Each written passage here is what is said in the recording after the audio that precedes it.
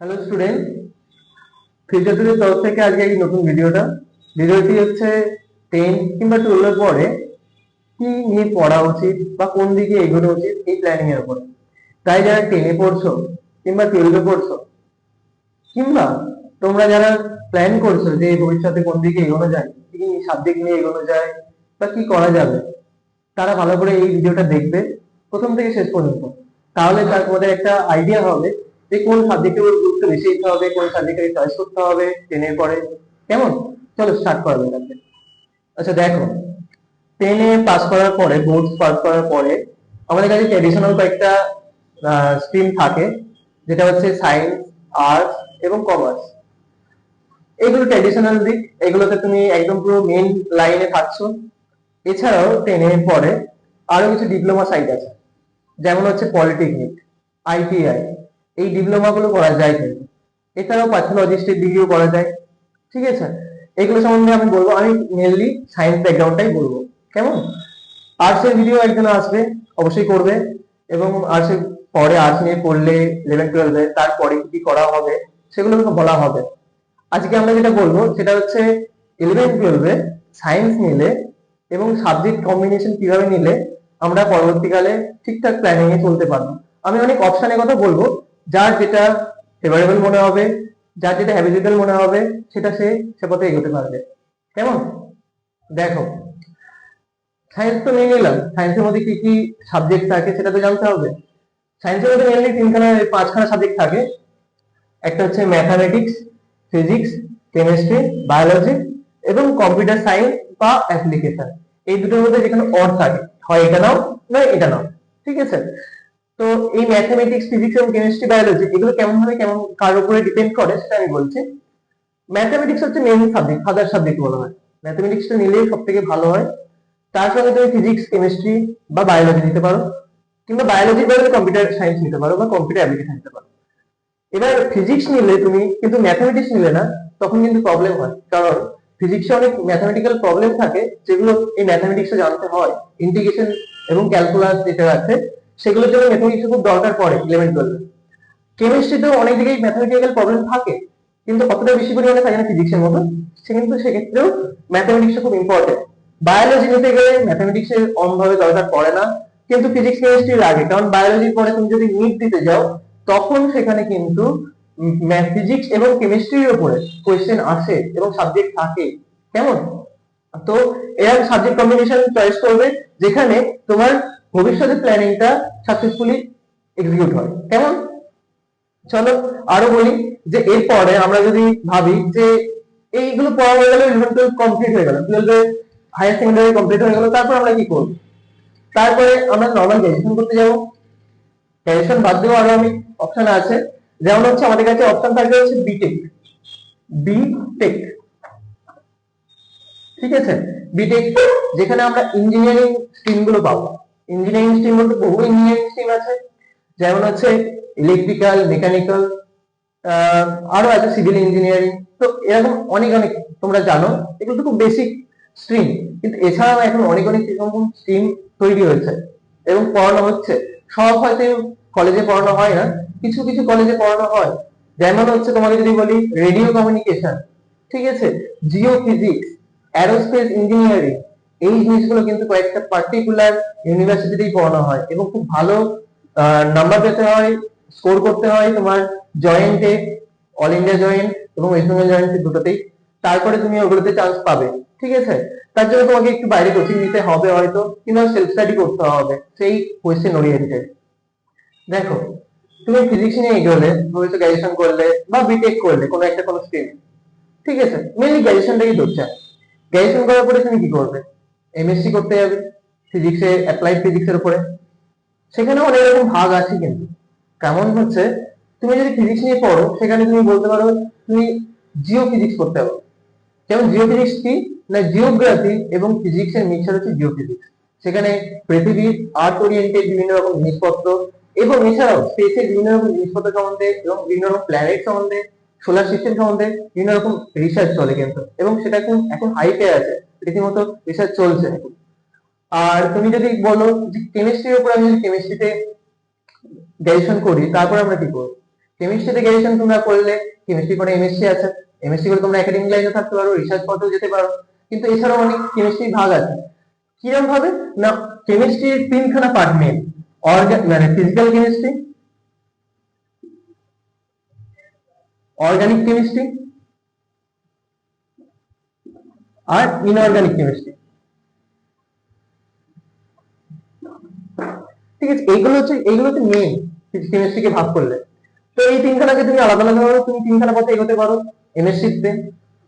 এছাড়াও তুমি কেমিস্ট্রির সঙ্গে যদি বায়োলজিকে অ্যাড করো তাহলে হচ্ছে বায়ো কেমিস্ট্রি হয়ে যায়। সেখানে তুমি বিভিন্ন রকম জেনেটিক ডাটা এবং বিভিন্ন রকম মেডিসিন ম্যানুফ্যাকচারের কাজে বিভিন্ন জায়গায় তোমার এই সাবজেক্ট কিন্তু কাজে লাগে, এবং সেখানে তুমি ভালো ইজিলি তুমি রিসার্চ করতে যেতে পারো, জব পেতে পারো, সেখানে তুমি প্রফেশন তৈরি করতে পারো। কেমন? দেখো, সাবজেক্ট সম্বন্ধে একটু জানলাম যে কোথা থেকে কোন পথে যাওয়া যাবে, কিন্তু আমাদের মনে একটা কোয়েশ্চেন থাকে যে ইঞ্জিনিয়ারিং করব, বিটেক করতে যাব, না গ্র্যাজুয়েশন লাইনে করব। এটা প্রত্যেকজনের আলাদা আলাদা পার্সপেক্টিভ থাকে। যেমন হচ্ছে যদি বলে যে আমার ইচ্ছা আমি ইঞ্জিনিয়ারিং করব, ঠিক আছে, যেমন জব চাই তাড়াতাড়ি ইঞ্জিনিয়ারিং করব এরকম, তাহলে আমি বিটেক নিতে পারি। বিটেকে আমরা সাবজেক্ট ওয়াইজ করলাম, যেমন যা কলেজে থাকলো, যে কলেজে পেলাম সেই কলেজে, সেই অনুযায়ী এগোতে পারি। এছাড়াও যদি আমি গ্র্যাজুয়েশন নিই, আমি ভাবি যদি রিসার্চ করবো ভবিষ্যতে বা স্টাডি করবো, একাডেমিক লাইনে থাকবো, তাহলে গ্র্যাজুয়েশন করাটাই বেস্ট। গ্র্যাজুয়েশন করলে তুমি হয়তো গ্র্যাজুয়েশনে অত কম্বিনেশন পাবে না, মেন সাবজেক্টেই তোমাকে থাকতে হবে, কিন্তু সেখানে তুমি ভবিষ্যতে আরো অনেক কম্বিনেশন পেয়ে যাবে যখন হায়ার স্টাডি করতে যাবে। এমএসসি হোক বা পিএইচডি হোক, সেখানে কিন্তু অনেক কম্বিনেশন পেয়ে যাবে।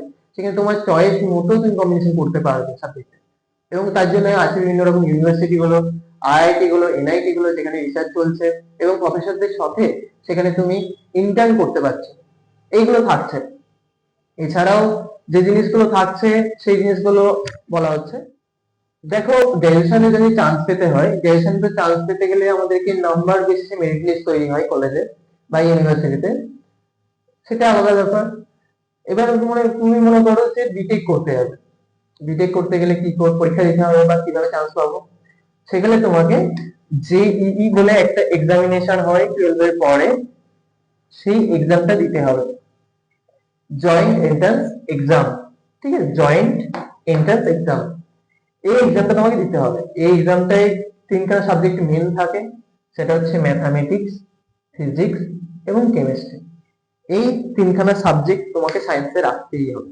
ঠিক আছে, আর আরেকটা এক্সাম হয়, সেটা হচ্ছে নিট। এটা তো বিটেক লাইনে, ইঞ্জিনিয়ারিং লাইনে যেতে গেলে। এছাড়াও আরেকটা হচ্ছে নিট, যেটাকে বলা হয় মেডিকেল লাইন। ঠিক আছে, তুমি যে এমবিবিএস হবে, ডাক্তার হবে, সেটার জন্য এই পরীক্ষাটা পাস করা খুব ম্যান্ডেটরি। সেখানে কিছু কোন কোন সাবজেক্ট থাকাটা ম্যান্ডেটরি না, বায়োলজির সঙ্গে কেমিস্ট্রি এবং ফিজিক্স, এই তিনটা সাবজেক্টের যেন অবশ্যই সায়েন্সে থাকে। এই তিনটা সাবজেক্ট তুমি সায়েন্সে থাকলে তবে তুমি নিট দিতে পারবে। আর যেই ফিজিক্স না ম্যাথামেটিক্স, ফিজিক্স, কেমিস্ট্রি, তোমাকে এই তিনটা সাবজেক্ট যদি থাকে তাহলে তুমি জেই দিতে পারবে। ঠিক আছে, এইগুলো থাকে। আর নিট দিতে গেলে যেগুলো মেনলি পড়তে হয়, বেশি জোর দিতে হয়, সেটা হচ্ছে বায়োলজিতে অবশ্যই জোর দিতে হবে। এছাড়া কেমিস্ট্রিতে খুব বেশি পরিমাণে জোর দিতে হয়। কেমিস্ট্রিতে অর্গানিক কেমিস্ট্রি মেনলি খুব পরিমাণে পড়তে হয়, ভালো করে পড়তে হয়, না হলে কিন্তু নিটে ভালো করে র্যাঙ্ক করা যায় না। আর র্যাঙ্ক খুব ভালো করতে হবে এগুলোতে, কারণ না হলে সরকারি কলেজ যেগুলো আছে সেই সরকারি কলেজে চান্স পাবে না। তখন নন গভর্নমেন্টে পড়তে হবে এবং বেশি ডোনেশন দিয়ে। সবসময় চেষ্টা করা যাবে যে সরকারিতে কিভাবে চান্স পাওয়া যায়, কারণ সেখানে খরচটা যেমন কম, সেখানে পড়াশোনার হ্যাবিটটাও তেমন ভালোভাবে থাকে, পড়াশোনাও ভালোভাবে হয়। ঠিক আছে, আর তুমি যেই দিলে কি হয় না, যেই দিলে তুমি সেখান থেকে আইআইটি যেতে পারবে, এনআইটি যেতে পারবে, ট্রিপল যেতে পারবে, বিভিন্ন রকম যেগুলো খুব মানে ন্যাশনাল ইনস্টিটিউট গুলো যেগুলো আছে, সেই ইনস্টিটিউট গুলো কিন্তু যেতে পারবে। এছাড়াও স্টেটেরও কিছু ইনস্টিটিউট আছে যেগুলো সরকারি, সেখানেও তোমার কিন্তু অ্যাডমিশন হয়ে যাবে এখান থেকে, এবং সেগুলো ভালো, যথেষ্ট ভালো। ঠিক আছে, চেষ্টা করো যতটা প্রাইভেটটাকে এড়াবে। এছাড়াও আর কি কি করা যায় না সায়েন্সের পরে, না তুমি বিএসসি নার্সিং করতে হবে, বিএসসি নার্সিং, বিএসসি নার্সিং করতে পারো। এখন আগে কি ছিল, মেয়েদের জন্য শুধু বিএসসি নার্সিং ছিল, কিন্তু বিগত 2 বছর আগে থেকে সাধারণত এটা ছেলে এবং মেয়ে উভয় পক্ষেরই বিএসসি নার্সিং করা যেতে পারে। ঠিক আছে, দুজনের জন্য অ্যাপ্রুভাল পেয়েছে, তো ছেলেরাও বিএসসি নার্সিং করতে যেতে পারে। তাই এখন এটা খুব একটা ইম্পর্টেন্ট বলতে পারো প্রফেশন হয়ে উঠেছে, বিএসসি নার্সিং করতে চলে যায়। এছাড়াও আরো আরেকটা এক্সাম হয়, জেইই এবং নিট গেল, এরপরে বিএসসি নার্সিং পড়া যায় সায়েন্সের পরে। সেই বিএসসি নার্সিং করতে গেলে কি পরীক্ষা দিতে হবে না, জেন পাস পরীক্ষা দিতে হবে। জেন পাস পরীক্ষা দিয়ে তুমি যদি সেখানে র্যাঙ্ক করো, তার যদি সরকারি কলেজ পেলে এবং সেখানে তুমি বিএসসি নার্সিং করতে পারো। ঠিক আছে, ছেলে মেয়ে এবং দুজনেরই করা যায়। আর এছাড়াও থাকে হচ্ছে প্যাথোলজিস্টের কোর্স থাকে, যেখানে এই এক্সরে মেশিন কিংবা আরো যে মেশিন গুলো আছে, সেই মেশিন গুলো কিভাবে অপারেট করব, কিংবা ব্লাড টেস্ট বা বিভিন্ন রকম যে প্যাথোলজিস্টের যে কাজগুলো হয়, টেস্ট গুলো, সেগুলোই শেখানো হয় মেন। সেগুলোর জন্য কি মানে পড়ানো হয় না, কি এক্সাম দিতে হয় না, হচ্ছে জিপমার পরীক্ষাটা দিতে হয়, এক্সামটা দিতে হয়। তো এখানেও rank wise merit list base তুমি কলেজ পাবে, সরকারি কলেজ বা প্রাইভেট কলেজ সেগুলো থাকে। ঠিক আছে, টুয়েলভের পরে আরেকটা এক্সাম দেওয়া যায়, সেটা হচ্ছে ডেক্সকো। ডেক্সকো দিয়ে তুমি পলিটেকনিক করতে পারো, মানে হচ্ছে এটা হচ্ছে ইঞ্জিনিয়ারিং যে ডিগ্রি করা হয়, বিটেক করা হয়, সেটা ডিপ্লোমা কোর্স। ঠিক আছে, পলিটেকনিক কোর্স। সেখানেও তুমি ইঞ্জিনিয়ারিং এর যে স্ট্রিম গুলো পাবে সেগুলো তুমি পেয়ে যাবে ডিপ্লোমাতে।